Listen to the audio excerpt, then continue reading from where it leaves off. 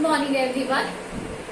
In the previous class we were doing chapter 7 fair play. हम fair play कर रहे थे, chapter 7 fair play कर रहे थे and we have done first part of that chapter. I hope you have understood that very well.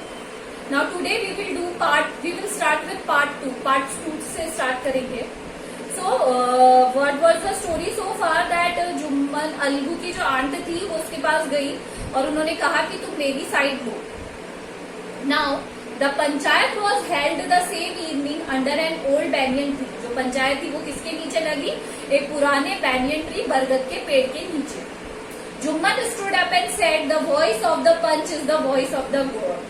Jumman खड़ा हुआ और उसने कहा जो पंच का निर्णय होगा वही किसका निर्णय होगा? भगवान का. Let my aunt nominate the head punch. उन्होंने किसको क्या कहा? जुम्मन ने कि जो मेरी आंटी है वो नॉमिनेट करेगी हेड पंच को. I will abide by her decision. और जो भी उनका डिसीजन होगा मैं उसके साथ अग्री करूंगा. मतलब वो जिसे भी चूज करेगी हेड पंच के लिए I will agree with him. The punch knows neither friend nor enemy. What do you say to Algu Chaudhary? The old lady announced. तो उसने कहा जो पंच है वो ना तो फ्रेंड होने चाहिए ना एनिमी होना चाहिए. तो उसने कहा अलगू चौधरी, उसने कहा अलगू चौधरी को मैं क्या नियुक्त करती हूँ? हेड पंच.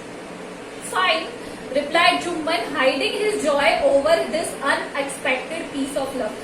अब जैसे ही जुम्मन ने ये सुना कि अलगू है उसका हेड पंच तो वो तो बहुत अंदर ही अंदर खुश होने लगा. उसे तो ये लगा कि मेरी लॉटरी लग गई है, अब तो जो भी रिजल्ट आएगा मेरे फेवर में ही होगा. चाची you are aware of my friendship with Jumman said Algu. तो उसने कहा अलगू ने, but Algu was a very wise man. जो अलगू था वो थोड़ा समझदार था as compare to Jumman.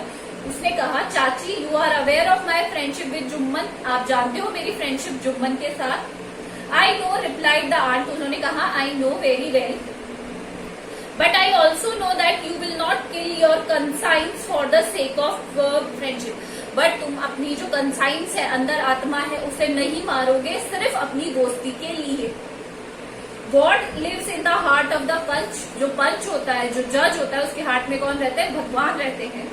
And his voice is the voice of God. और जो उनकी आवाज है वो भगवान की आवाज होती है. And the old lady explained her case. और उसने अपना सारा केस बता दिया जुम्मन को, सॉरी अलगू को. जुम्मन सेड अलगू. जुम्मन उन्होंने कहा said Algu you and I R old friends. हम दोनों क्या है? बहुत अच्छे दोस्त है, बहुत पुराने दोस्त है. Your aunt is as dearest to me as you. तुम्हारी आंट भी मुझे उतनी ही प्यारी है जितने तुम मुझे प्रिय हो.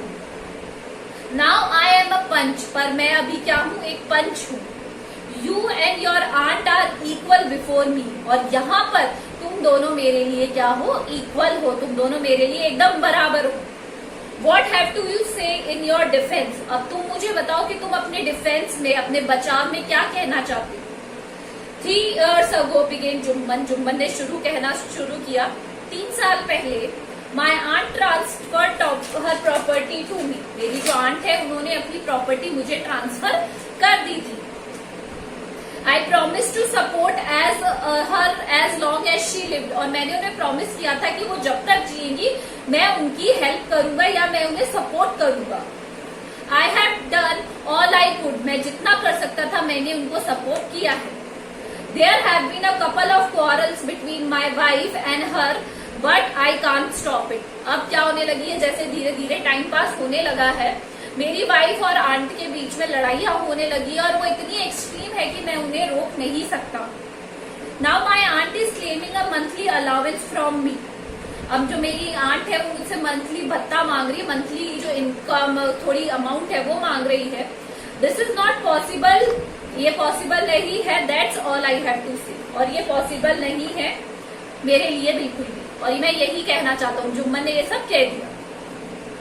Jumman was cross examine by Algu and others. अब जो और पंच थे बाकी उन्होंने क्रॉस एग्जामिन किया, एक दूसरे से क्रॉस किया कि जुम्मन ने क्या कहा, आंटी ने क्या कहा.